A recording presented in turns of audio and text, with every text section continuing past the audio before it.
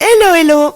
Que vous soyez à la maison, en voiture, au travail ou en vacances, bienvenue sur le podcast des seniors actifs, les premiers et troisièmes jeudis du mois. À très vite! 3, 2, 1. Hello Pat, comment vas-tu? Alors, les fêtes se sont bien passées? Ah, T'as super, mangé super! bon? Ouais, dis-moi ce que tu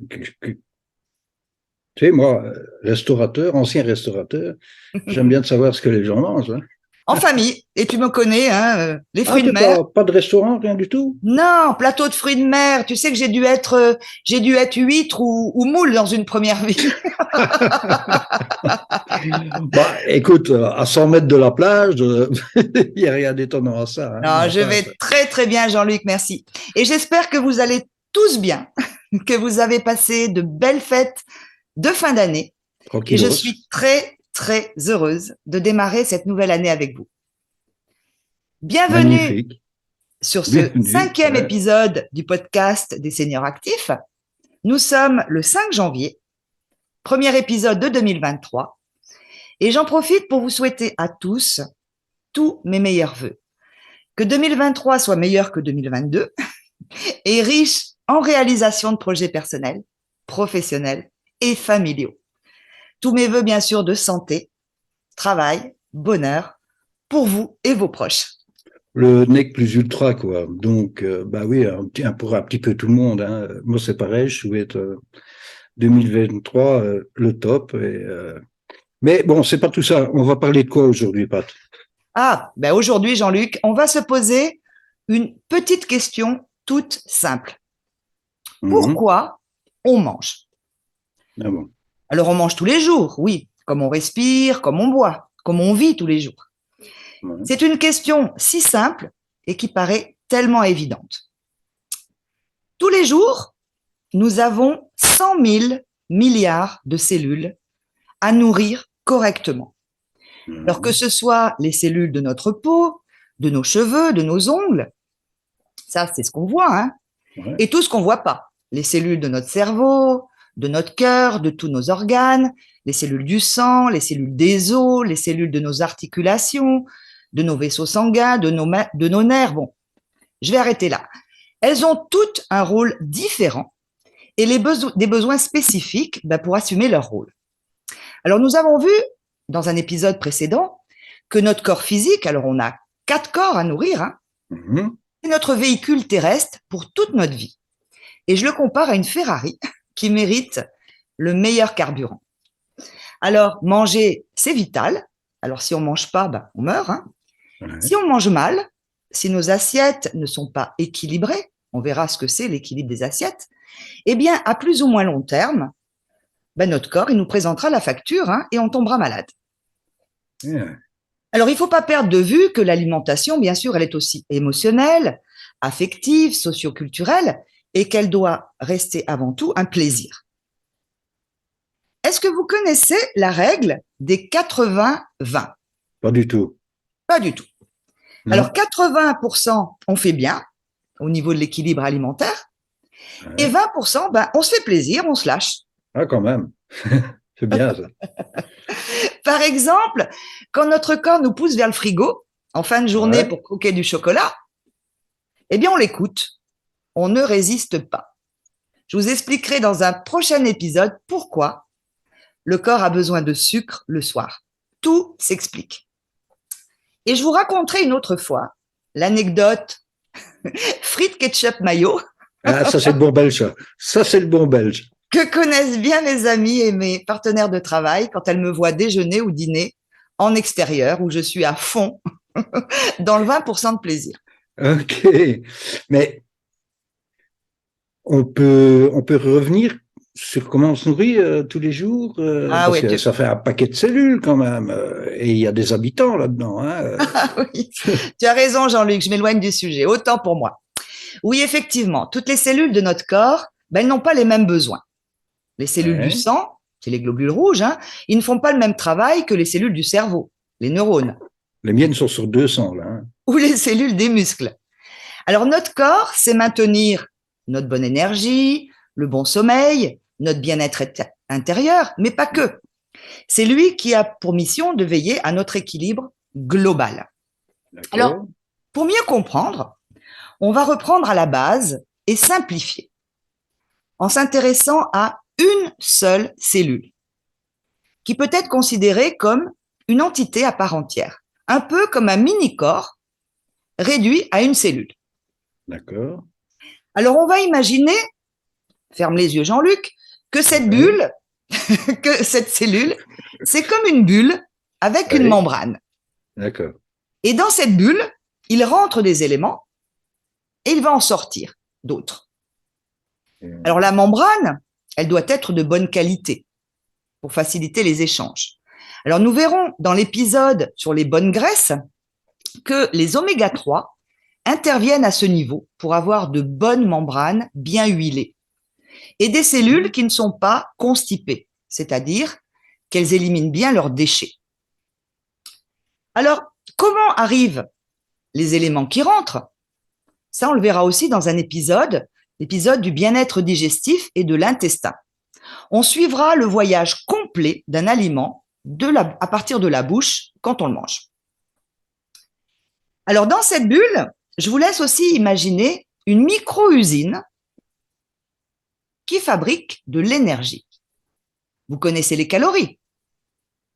Oui. Eh bien, chaque cellule est autonome, c'est-à-dire qu'elle produit, elle fabrique l'énergie dont elle a besoin pour bien fonctionner. D'accord. Alors, dans la bulle, il rentre des molécules, du glucose, des acides aminés, des acides gras, viennent d'où? Ils proviennent de la dégradation finale des sucres, des protéines et des graisses de notre assiette. D'accord. Alors, il rentre aussi de l'oxygène qui provient de l'air qu'on respire. Oui.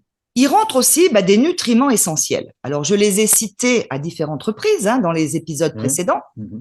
Le fer. Le fer, oui, tout à fait. C'est toi qui pourrais le dire. Le calcium, le magnésium, le phosphore, le potassium, le zinc. On pourrait faire une chanson. Le cuivre, le chrome, le sélénium, les vitamines A, E, C, la vitamine D, les vitamines du groupe B, qui se trouvent dans les aliments que nous consommons.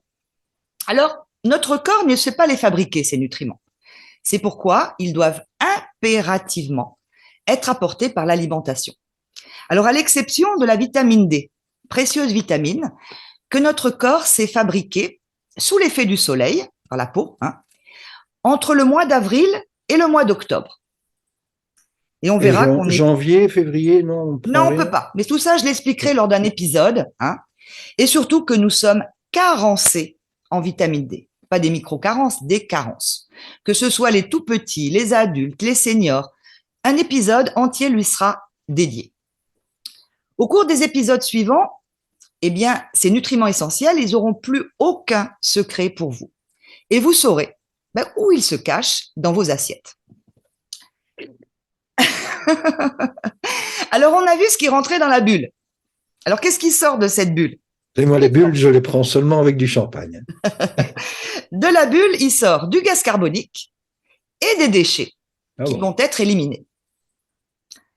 Alors, imaginez dans notre corps, dans chacune des 100 000 milliards de cellules, des milliers et des milliers de réactions, des réactions dites biochimiques, qui transforment des éléments A en éléments B. Et ces réactions, elles sont facilitées par des enzymes. Alors, il en existe des milliers d'enzymes. Dans les machines à laver aussi. Comme les gloutons, oui, presque. Ouais.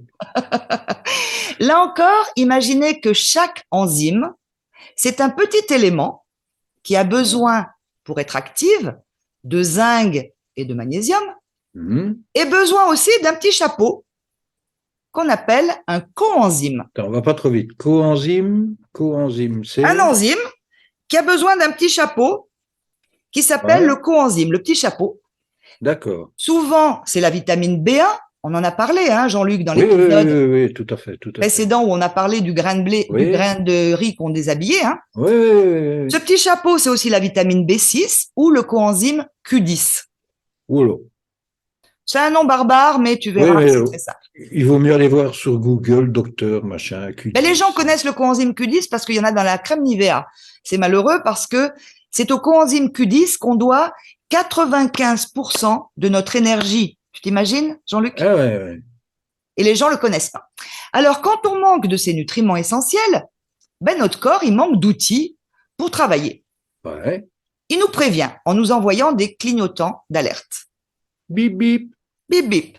Fatigue chronique, baisse de régime intellectuel, réactivité à fleur de peau, une fluctuation de l'humeur, une Ouais, réactivité une des grappes. réactivité, on démarre au quart de tour.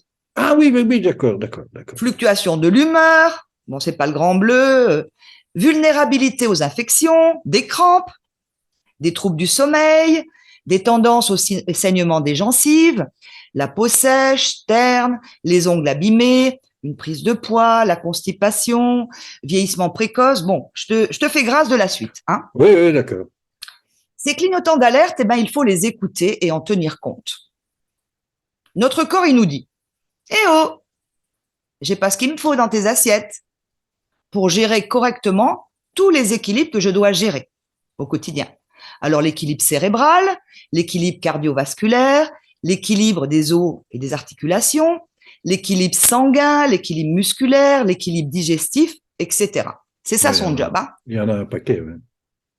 C'est là qu'il faut se pencher sérieusement sur nos assiettes, sur notre hygiène alimentaire, sur notre hygiène de vie et notre style de vie. Alors, votre style de vie, il impacte directement votre bien-être. Alors, ce style de vie s'articule autour de 5 piliers. Le premier, c'est la nutrition. On en parlera, on en reparlera et on en surparlera dans ces épisodes. L'activité physique, est-ce que vous en faites ou pas? Au moins de la marche. Hein. La gestion du stress. Du stress, est-ce que vous en avez beaucoup, modérément et surtout comment vous le gérez? L'exposition à des toxiques, alors qu'elles soient volontaires comme la cigarette, l'alcool, certains additifs aussi alimentaires, hein, ou qu'elles soient involontaires comme la pollution de l'air que vous respirez, de l'eau que vous buvez, et puis un pilier très important, la qualité des relations sociales, affectives, professionnelles. Est-ce que vous êtes aimé, soutenu par votre entourage? Est-ce que vous êtes reconnu professionnellement ou pas? C'est ce mélange des 5 facteurs qui va déterminer la façon dont vous vous sentez au quotidien et la façon dont vous vieillissez. Donc l'amour, Tout, le oui, côté oui, social est tout, tout, tout. fantastique, ça. Ces facteurs, on les appelle les facteurs épigénétiques. D'accord. Des facteurs qui vont influencer l'expression de nos gènes et qui vont impacter notre bien-être. Alors la super bonne nouvelle, c'est qu'ils nous aident à prendre notre santé en main. D'accord. Alors vous avez sans doute déjà entendu parler de la génétique. Ouais, ça oui. Eh bien, l'épigénétique, c'est Oui. encore plus complexe. C'est-à-dire. Et je vous invite à suivre, si le sujet vous intéresse, sur YouTube, le colloque du docteur Castronovo, comme ça se prononce, un Belge comme toi, Jean-Luc. Ah, un compatriote en plus. Il est docteur en épigénétique et pendant 3 heures, il explique le plus simplement possible ce qu'est l'épigénétique. Et dans la dernière phrase de son colloque, il parle d'un nutriment, la lunasine, le premier J'ai déjà nutriment entendu ça. alimentaire identifié qui a un impact en épigénétique. Alors, dans l'image, imaginez un peu comme un variateur de lumière Ouais. qui allume et éteint certains gènes toute notre vie, en fonction de ce qu'on fait de bien, ou ce qu'on fait de moins bien, ou ce qu'on fait de mal dans notre hygiène alimentaire ou notre hygiène de vie. D'accord. Je parlais tout à l'heure du stress. Est-ce que vous savez que le stress, il est considéré comme la maladie du siècle et qu'il Oui, augmente ça oui. de façon très considérable les besoins en nutriments. Et nous verrons qu'entre autres, il vide carrément nos jauges de magnésium. C'est comme si on tirait la chasse et hop, on D'accord. perd tout notre magnésium. Un épisode lui sera consacré, ainsi que l'activité physique, parce que ce sont des sujets très, très importants. Eh ben, je vois que tu as planté le décor pour les prochains épisodes, alors. Ah oui, comme tu dis, Jean-Luc, le décor est planté. Alors, on peut me reprocher, tous ces les premiers épisodes, de ne pas dire grand-chose, mais il est très important de planter le décor. Et après, on rentrera dans les détails. Et on se retrouve pour le prochain épisode, Jean-Luc. Bah oui, mais quel jour et quel sujet surtout? Alors, je vous donne rendez-vous à tous le 3e jeudi de ce mois de janvier, le Ouais. 19 janvier, et j'aurai le plaisir d'accueillir Judith Kissy sur le thème la peur de vieillir, la peur de mourir. Et en D'accord. attendant, eh ben, je vous souhaite de démarrer cette nouvelle année à fond la forme. Eh ben, un grand merci à toi parce que chaque fois, j'apprends et je trouve ça magnifique.